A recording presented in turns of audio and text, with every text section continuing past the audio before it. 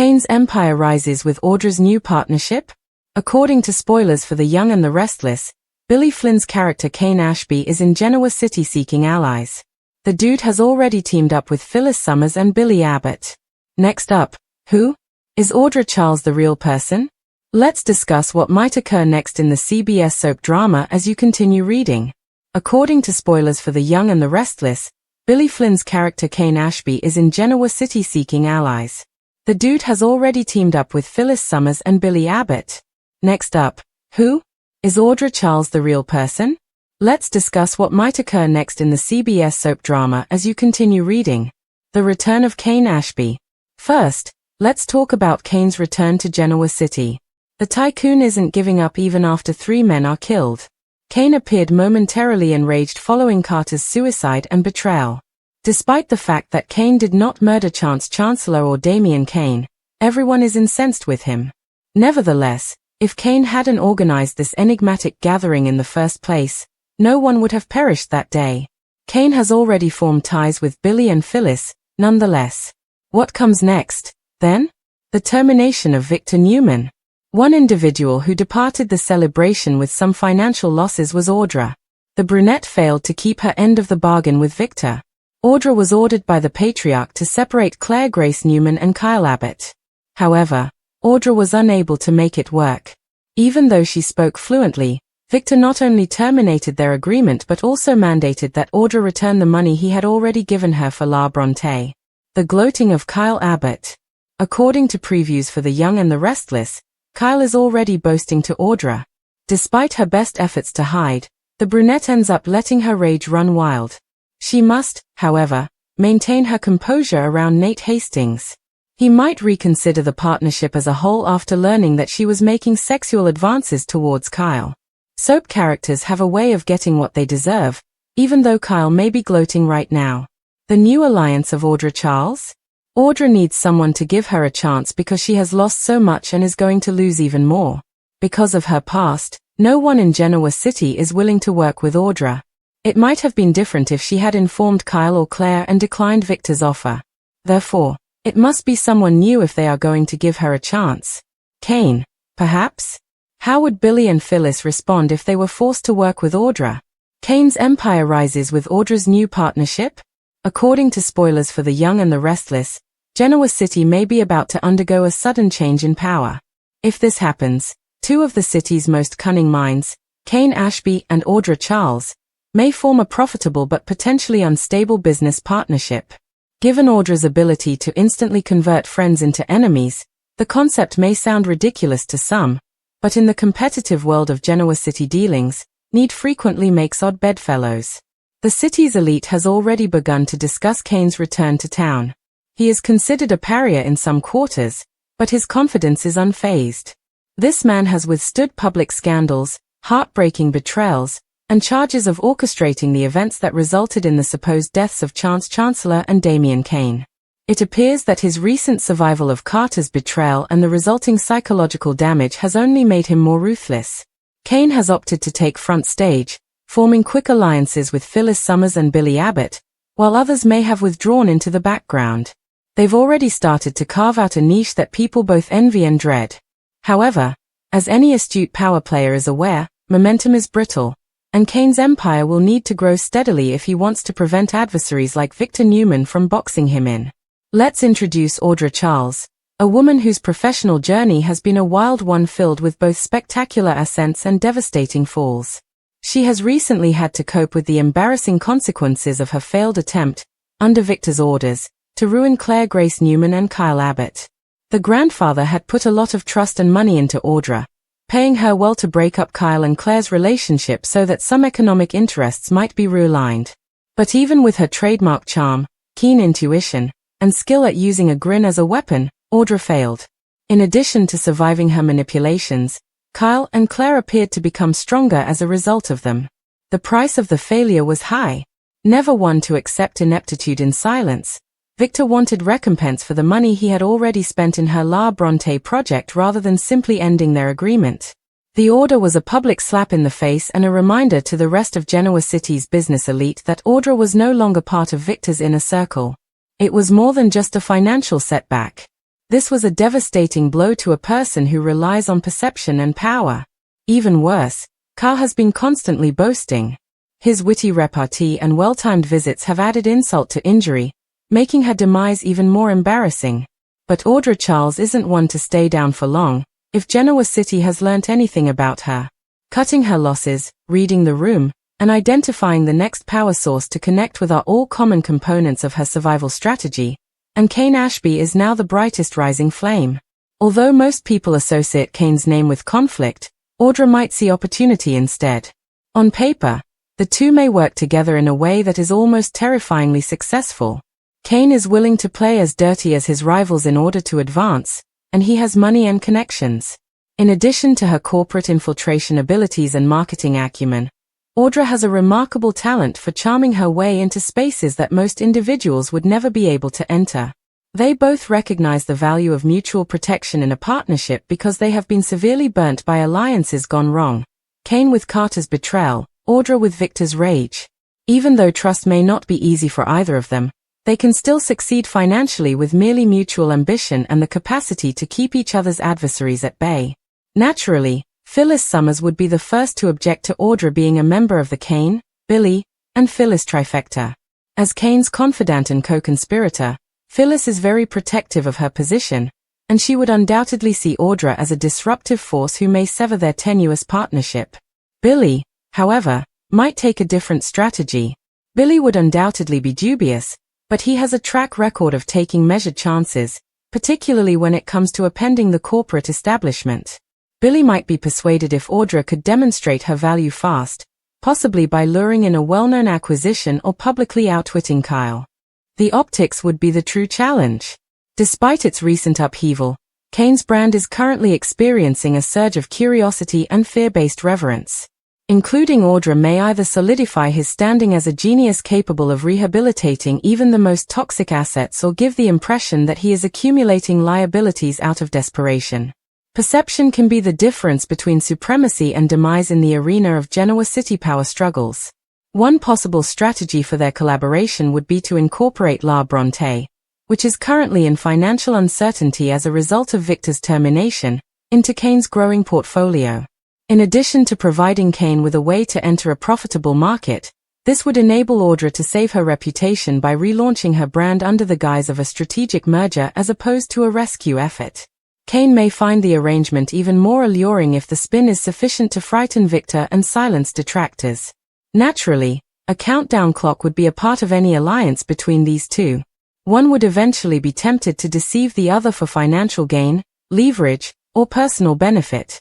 Furthermore, given their shared propensity to keep bad information over people's heads, it's quite probable that the union will end in a public scandal rather than a private breakup. However, in Genoa City, there are instances where the short-term benefits outweigh the long-term dangers, particularly when those benefits include retaliation. We might see hints of this unholy partnership developing in the coming weeks.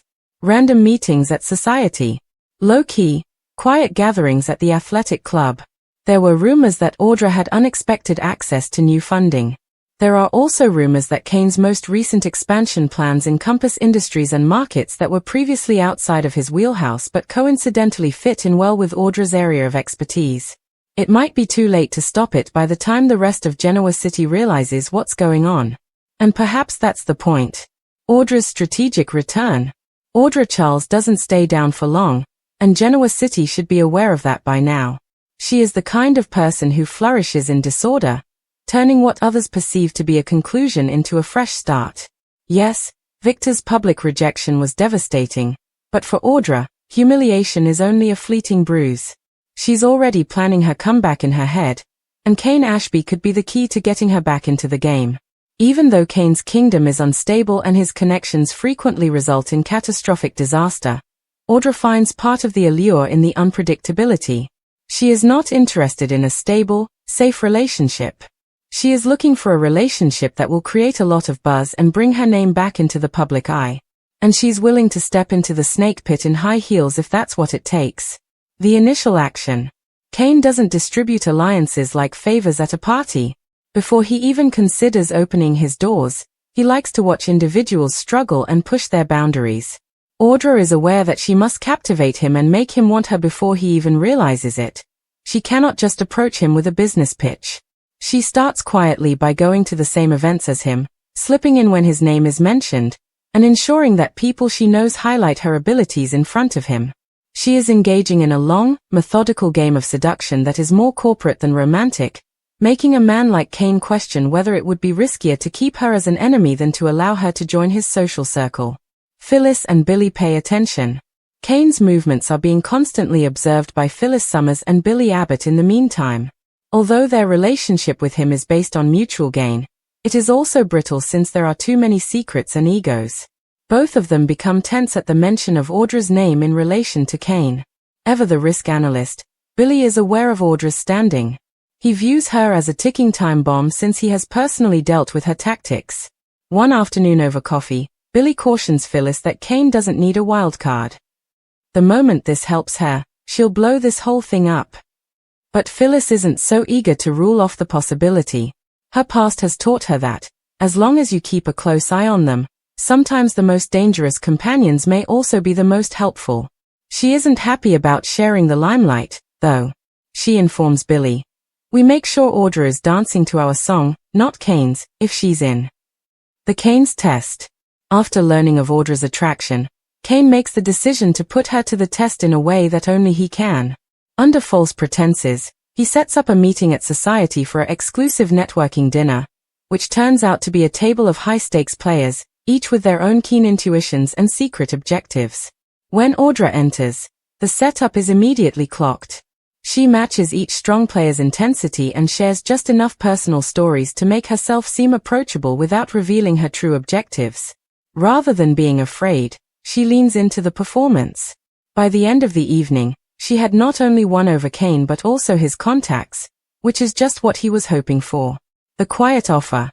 Audra discovers an unlabeled envelope hidden beneath her flat door 2 days later. It contained one business card with Kane's personal number printed on the back and a handwritten note that said, "Let's see what you can do when the gloves come off." For the majority, it would be an invitation to peril. Audra sees it as a chance. She understands Kane, even though he isn't giving her a conventional role. He's giving her access to his inner group, where devotion is demonstrated by deeds rather than promises and regulations are lenient. The suspicion of Victor. Naturally, news of this possible collaboration spreads quickly. Everyone in Genoa City is listening, and Victor Newman quickly learns of Audra's new connections. The patriarch dislikes losing control over people he has interacted with, thus the thought of Audra siding with Kane, a man he views as impulsive and unreliable, makes him extremely wary. Michael Baldwin is surreptitiously sent by Victor to investigate Audra's actions in the hopes of gaining the necessary leverage to stop this before it spreads. Michael, who has always been interested in power struggles, points out that, unless Kane and Audra are able to truly align their goals, this move might not be as harmful to Victor as it first appears. The interference of Nate. Nate Hastings, meantime, is watching Audra for his own reasons. Since the Kyle incident, their romantic relationship has been strained, and he gets all the alarms when he sees her move closer to Kane's orbit. Audra just smirks when he tries to confront her and warns that Kane would take advantage of her and throw her away. She informs Nate, "Kane is different from you in that he doesn't pretend that his ambition is for anyone's benefit other than his own. At least I am fully aware of what I am getting myself into." The initial joint motion. Kane gets Audra to work right away. Purchasing a faltering tech business in Genoa City that has promise but is heavily indebted was their first goal. Kane is interested in the company's intellectual property, and Audra sees a chance to turn the acquisition into a publicity victory. They play the game flawlessly. Audra uses her press connections to leak a rescue story, portraying the sale as a friendly rescue rather than a hostile takeover, while Kane jumps in with an aggressive financial offer. In addition to securing the startup, they have created a tension about their unlikely partnership by the time the agreement is completed. Billy's turning point. But Billy gets closer to the edge with this new maneuver. He feels alienated from his own partnership when he observes Kane and Audra working in perfect harmony. Billy starts to believe that Kane's ultimate goal may be to replace his existing allies with people who share his values. If that's the case, Billy is aware that he might be the next to go. If you're in business with Kane, you should always be looking over your shoulder. Jack says in response to Billy's late-night outburst at the Abbott estate. Additionally, perhaps keep your back against the wall if Audra is involved. The counterplay of Phyllis. Phyllis, however, adopts a different strategy. Instead of openly opposing Audra's presence, she chooses to become more intimate with her. Acting like an inquisitive ally, she extends an invitation to lunch to Audra. In an attempt to find out each other's weaknesses, the discourse is full of subtle jabs and praises. By the end, Phyllis has learnt enough to see that Audra is just interested in the ascent and not in enduring allegiance. This implies that there will eventually be a chance to turn her against Kane. The public disclosure. The time arrives sooner than anticipated. Kane and Audra make their first public appearance together at a gala for a new music initiative that is hosted by Devon Hamilton and Lily Winters. Whispers float across the throng, cameras flash, and Kyle almost spits out his champagne as he sees Audra on Kane's arm. Claire, who is standing close by, smiles knowingly as she bends in his direction. She jokes, "I guess she's not after you anymore," but her gaze never leaves Audra. Victor's caution. Victor takes action before the night is out. His voice firm and low, he corners Audra close to the bar. He explains, "Aligning yourself with Kane may feel like a step forward, but you're walking into an uncontrollable storm." Not to mention that storms don't care who they destroy. Audra doesn't flinch as she looks into his eyes. She responds, "Maybe, but sometimes stepping directly into the weather is the only way to alter it." Predicting trouble. Later that week, the two return to Kane's office to discuss their next target, a number of real estate holdings that are presently under Newman's control. It's the kind of daring, even reckless, move that makes their hearts race. However, Kane's visage takes on a shade as they exchange glasses about their most recent plan. "In this business, the person sitting across from you today could be the one holding the knife tomorrow," he says rather casually. Audra simply sips her drink and smiles. "Then we'll see who can go faster, I suppose." Although the collaboration is ongoing, in Genoa City, collaborations of this nature are as much about survival as they are about achievement. And with Phyllis playing both sides, Billy becoming agitated, and Victor circling, it won't be long before someone concludes that eliminating the other is the only way to win. Kane understood that bringing Audra Charles into his empire was more about posture than it was about commerce as he studied the chessboard of Genoa City's powerful pieces. Audra had been marginalized by the majority of the business elite, humiliated by Kyle, and burned by Victor. Rejection like that has the power to either destroy a person or spark a terrible inner fire. That spark was familiar to Kane. He knew how to use it as a weapon because he had witnessed it in himself when everyone wrote him off. Audra, for her part, was planning rather than merely moping about her problems. She was aware of Kane's colorful reputation. Part of the reason he survived in high-stakes business was that he was willing to break the rules, and another was that he didn't mind creating enemies as long as he won. She was intrigued by that combo. They may become a force that would make Victor and Kyle regret underestimating them if their goals aligned. Trust, or at least the impression of it, was crucial. Audra made the decision to approach Kane as a self-assured strategist who was providing him something of value, insider knowledge about the Abbott and Newman families, rather than as a desperate businesswoman pleading for another opportunity. She possessed information on Kyle's private life, influence over some of the board members of Newman Enterprises, and enough knowledge about Victor's tendencies to forecast his next 3 actions. That type of information was more valuable than gold to someone like Kane. But Phyllis wasn't entirely sure she wanted to include Audra. She pointed out to Kane that Audra was erratic, manipulative, and had a way of stabbing people in the back when it was convenient for her. However, Kane retorted that if properly channeled, those attributes might be beneficial. He believed that commerce was about mutually assured annihilation rather than trust. Neither side would dare pull the trigger if they both had the ability to destroy the other. Billy, however, seems to find the idea almost amusing. He had been around long enough to see that the most explosive outcomes frequently came from tense partnerships. His only caution to Kane was that they would need to have a backup plan in place because Audra's betrayal would happen quickly. Kane concurred and further proposed that in order to keep Audra in check, they should incorporate frequent loyalty tests in their agreement with her. Meanwhile, rumors about this possible partnership started to circulate. When Kyle first learnt about it, he reacted with a mixture of fear and indignation. He considered preemptive strikes just at the prospect of Kane and Audra pooling their efforts and maybe aiming for him. Despite the fact that few people were willing to take sides in a conflict that hadn't even begun yet, he began subtly mobilizing his own supporters. If Kane and Audra proceeded, it would be a declaration of war rather than merely a business transaction. Additionally, wars in Genoa City have a tendency of affecting people's personal lives, shattering families, and leaving a legacy in ruins.